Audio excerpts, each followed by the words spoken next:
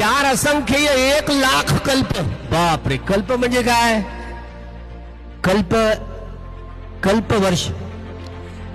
भगवंतानी सारीपुत्राला सारीपुत्र विचार म्हणतोय, भगवान हे कल्प कल्प काय भानगड आहे? कल्पवर्ष कसं मोजायचं? भगवंत काय म्हणत, ही सूर्यमाला उत्पन्न, बघा, ही सूर्यमाला उत्पन्न होऊन नष्ट होण्यापर्यंतचा कालावधी, आपण ज्या सूर्यमालेमध्ये आहोत, या सूर्यमालेच्या उत्पत्तीपासून तर व्यय होण्यापर्यंतचा कालावधी, याला एक कल्पवर्ष असं म्हणतात. एक कल्प. पुन्हा समजावून सांगताना, ही भातशेती होती. भातशेती, ह्या भातशेतीचं वर्णन करता करताना 1 योजन, बघा, 1 योजन सरासरी 20 किलोमीटर लांब,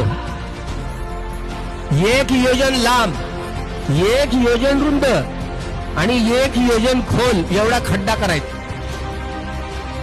आणि त्याच्यात राई आहे ना, सरसो टाकायची, शीग लावायची, लावली, त्याच्यातला 1 दाणा काढायचा, 100 वर्ष होऊ द्यायची, मग नंतर दुसरा दाणा काढायचा.